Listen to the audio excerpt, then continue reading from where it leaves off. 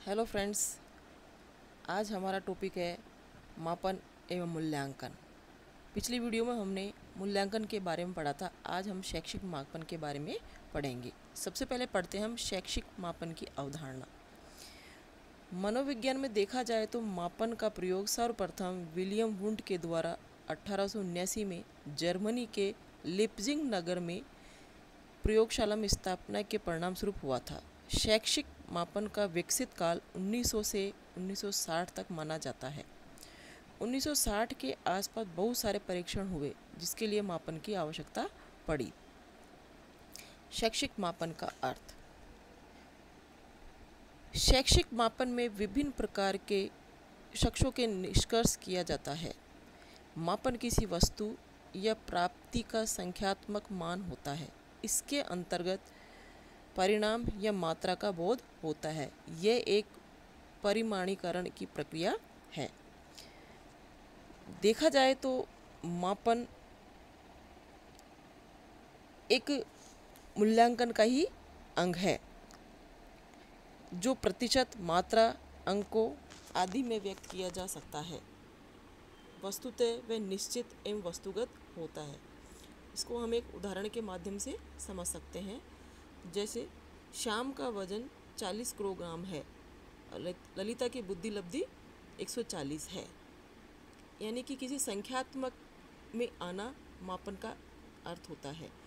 उपयुक्त उदाहरण में एक संख्या का बोध हो रहा है जिसके तहत ये पता चल रहा है कि श्याम का वजन 40 किलो है और जिसे एक माप का बोध भी प्रतीत हो रहा है।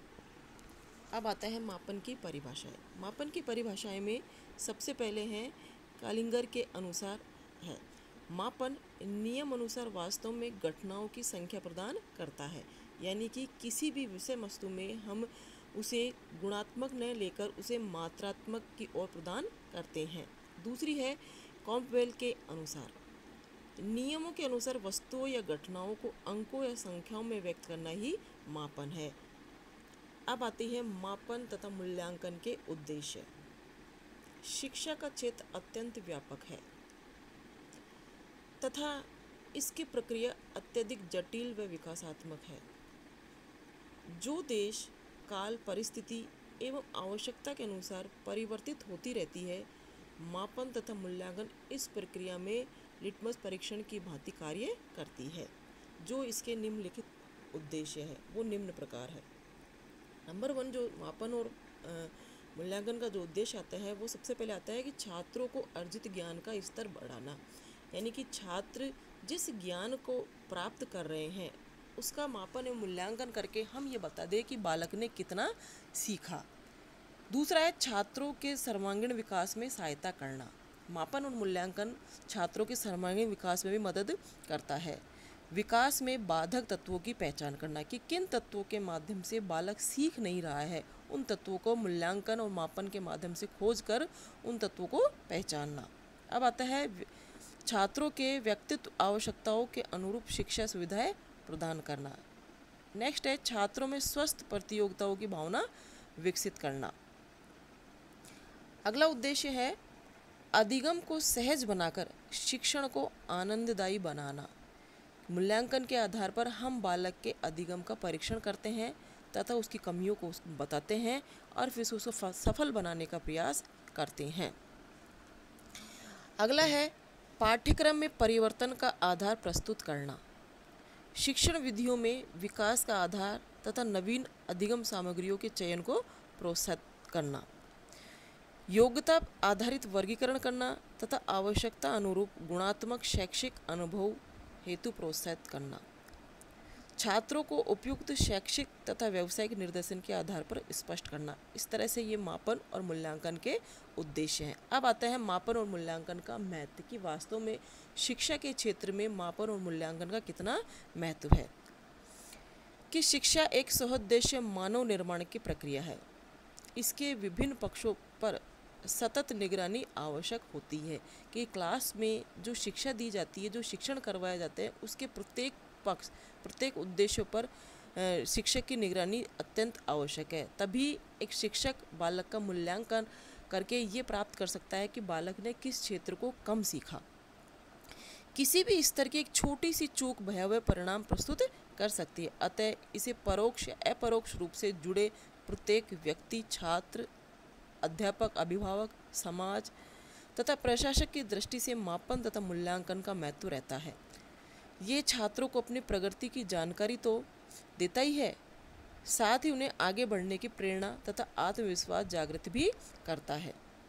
अध्यापकों को शिक्षण हेतु उपयुक्त प्रविष्टा में चुनाव, शिक्षण विधि की सफलता जानने में, उपयुक्त परीक्षा प्रणाली विकसित करने में तथा मापन और मूल्यांकन का विशेष महत्व होता है। कि जो भी कार्य होता है कि शिक्षण विधियां के माध्यम से पढ़ाओ या अन्य किसी के माध्यम शिक्षण कार्य कराओ, उसमें मापन और मूल्यांकन का महत्व होता है। अभिभावक अपने बालकों हेतु विद्यालय पाठ्यक्रम भावी दिशा तय करने में मापन व मूल्यांकन का सहारा लेते हैं। अतः मापन व मूल्यांकन का महत्व शिक्षा से जुड़े प्रत्येक व्यक्ति के लिए आवश्यक होता है।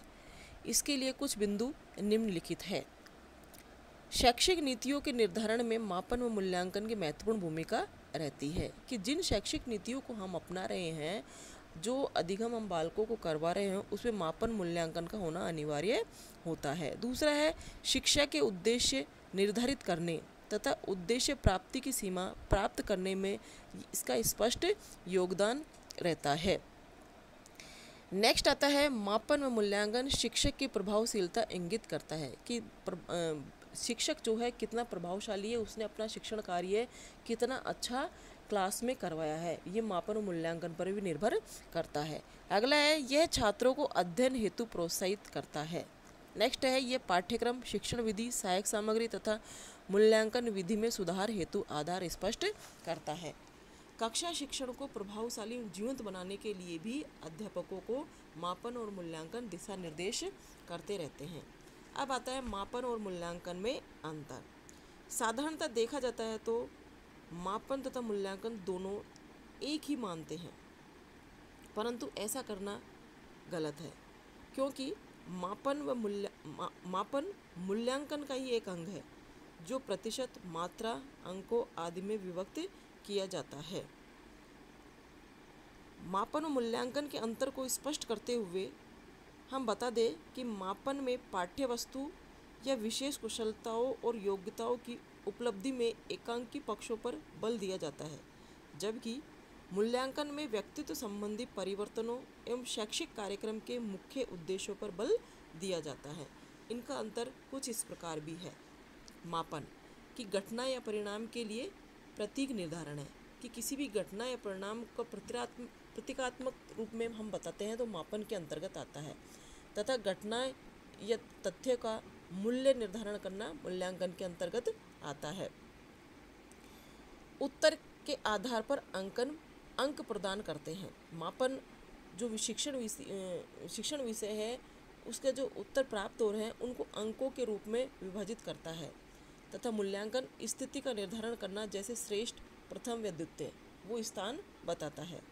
अगला अंतर आता है कि मापन के अंतर्गत किसी एक गुण या चर का मापन होता है, जबकि मूल्यांकन के अंतर्गत रेटेड का क्षेत्र व्यापक होता है। नेक्स्ट आता है कि मापन के अंतर्गत समय, धन, श्रम कम लगता है, जबकि मूल्यांकन में श्रम, धन आदि अधिक लगता है। क्यों? क्योंकि मात्रा जो मूल्यांकन होता है वो गुणात्मक होता है और जो मापन होता है वो मात्रात्मक होता है।